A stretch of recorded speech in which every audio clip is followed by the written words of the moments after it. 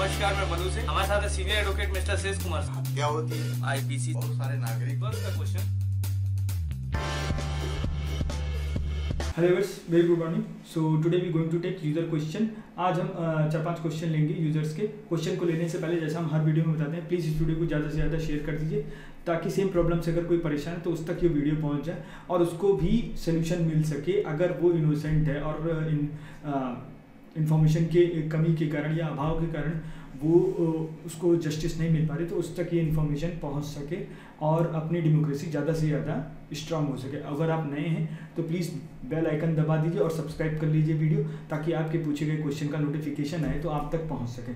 चलते हैं सर के पास। तो शेष कुमार सिंह जी और मैं सिद्धार्थ सिंह। सर, पहला क्वेश्चन जो आया है ये एक्चुअल में क्वेश्चन नहीं है, ये एक तरीके का सजेशन है।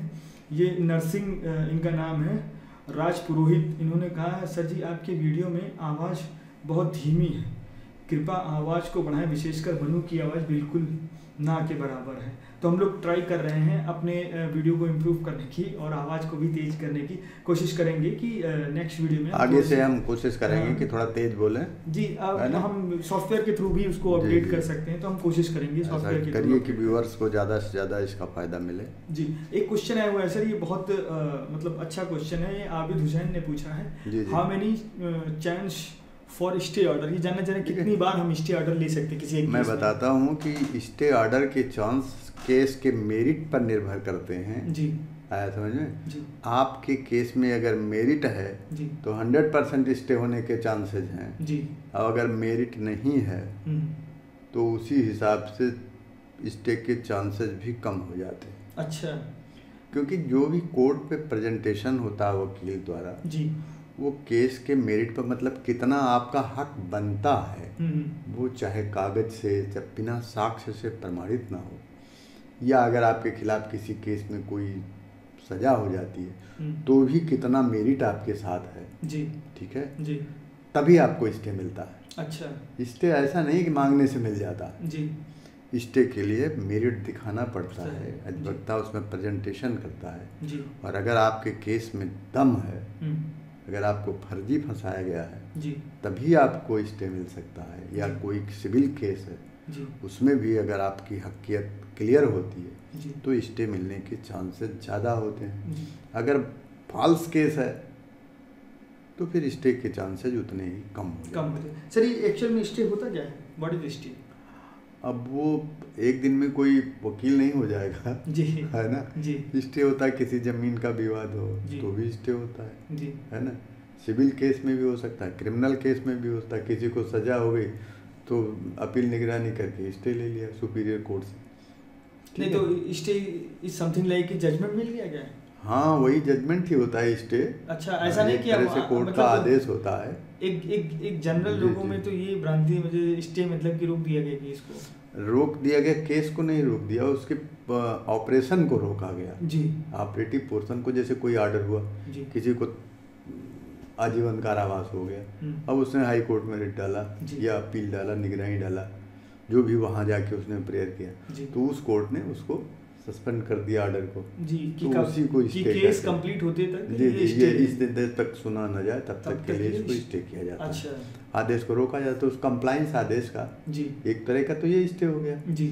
अब दूसरे सिविल केसेज में कोई जमीन के बारे में, जैसे किसी का पोजीशन में कोई जबरदस्ती कब्जा करना चाहता है, उसका टाइटल दिखता है कागज पेपर में जी, ठीक है जी। तो फिर उसमें स्टे लेते हैं लोग जी।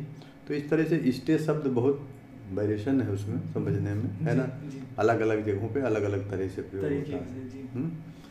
तो इसलिए इनको अब समझ लेना चाहिए, या तो ये खुल के बतावें कि कैसा केस है इनके साथ, केस नहीं इनकी समस्या क्या है, जानना चाह रहे कि मतलब कोई ऐसी लिमिटेशन है क्या स्टे की कि मतलब 10 टाइम या 4 टाइम किसी एक केस में हम ले सकते हैं? नहीं ऐसा कुछ नहीं है, वो मेरिट के आधार पर ही स्टे मिलता है ना। एज मनी टाइम एज मतलब कोर्ट को आप सेटिस्फाई कर देते हैं, उसको कन्विंस कर देते हैं कोर्ट को, आपको उतनी बार मिल सकता है। उतनी बार मिल सकता है। ये सब कोर्ट को कन्विंस करने पर और आपके केस की मेरिट पर होता है जी। और ये फौरी तौर पे स्टे होता है, अस्थाई नहीं होता। अस्थाई नहीं होता, ये किसी केस का हाँ टेम्परेरी होता है जी। और फिर ये बढ़ता भी रहता है। जैसे एक दिन आप आर्गूमेंट हुआ और स्टे हो गया, अगर पहली बार स्टे हो गया जी। तो वो डेट टू डेट भी बढ़ता है, परमानेंट भी हो जाता है till disposal of the case, जी। ठीक है जी। या till disposal of next date ऐसे मतलब वेरिएशन होते रहते हैं ऑर्डर में। तो फिर जिस डेट में एक बार स्टे हो गया तो बढ़ता रहता है, उसमें ये नहीं है कि अब आगे स्टे नहीं बढ़ेगा जब तक मेरिट नहीं डिसाइड हो जाता कि है ना। ये सर एक ही म्यूजिक का क्वेश्चन आया हुआ है, इन्होंने पूछा हुआ है कि किसी को 307 लग गई है तो वो क्या करें।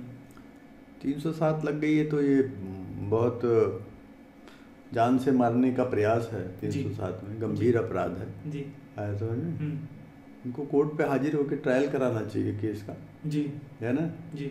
और इसको ऐसे नहीं बताया जा सकता, इनको क्या करना है, इनको उसके लिए साक्ष्य जुटाना है कि अपराधी नहीं है जी, प्रूफ इकट्ठा करना पड़ेगा, इनको वकील करना पड़ेगा, कोर्ट में हाजिर होना जरूरी है जी। नहीं तो इनका केस फंस सकता है। किसी अच्छे अधिवक्ता को जी ये हायर करें और उसके हाँ, क्योंकि जो अभियोजन पक्ष होता है उसको फ्री में वकील मिल जाता है, स्टेट वकील मिलते हैं उसको जी। और जो अभियुक्त पक्ष से होता है उसके लिए परेशानी होती है जी। उसको चाहिए कि वो न्यायालय पे हाजिर होके और किसी अच्छे वकील करके जिसको वो ठीक समझे जी अपने हिसाब से जी। उसको हायर करें और अपने प्रयास तो बहुत कुछ जो पार्टी होती है पक्ष अगर वो अभियुक्त है जी तो अभियुक्त ही समझ लीजिए, उसको साक्ष्य खुद जुटाने पड़ते हैं और अधिवक्ता को वो बराबर जब बताया करता है जी सच्चाई को उसके केस की कि कहाँ से उसको फंसाया गया है तो जजमेंट मिलने कौन सा सबूत हाँ, तो फिर वकील को भी मेहनत करने में मज़ा आता है जी।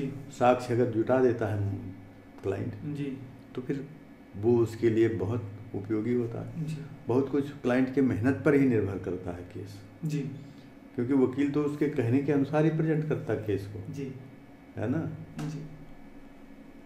सर एक दूसरा क्वेश्चन लेते हैं। ये क्वेश्चन आया हुआ है दूरा का, इन्होंने पूछा है कि इनका कोई दोस्त था जिसके खिलाफ किसी लड़की ने कंप्लेंट की थी कि उसने उस लड़की को छेड़ा है, तो फिर इन्होंने उस लड़की को समझाया बुझाया और वाइट पेपर पे उसका सिग्नेचर ले लिया और कंप्रोमाइज हो गया था केस, मतलब पुलिस के पास ही कंप्रोमाइज हो गया, कोर्ट तक नहीं पहुंचा।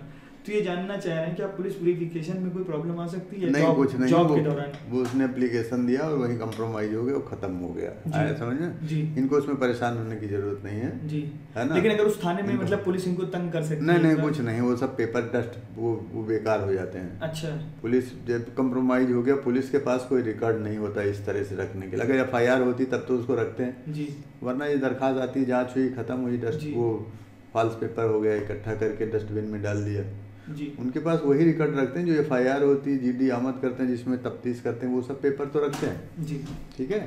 और ऐसी एप्लीकेशन जो जांच हुई वो खत्म हो गई, उसकी कोई कॉपी नहीं रखती है अपने पास, कोई उसके आधार पर इनके खिलाफ कोई केस नहीं होगा, इसलिए इनको परेशान होने की जरूरत है। कोई ऐसा करेक्टर हाँ, अभी ना इनको वहाँ बताने की जरूरत है कि हमारे खिलाफ ऐसी दरखास्त हुई थी है ना जी, वो तो आवेल मुझे मार हो जाएगा जी।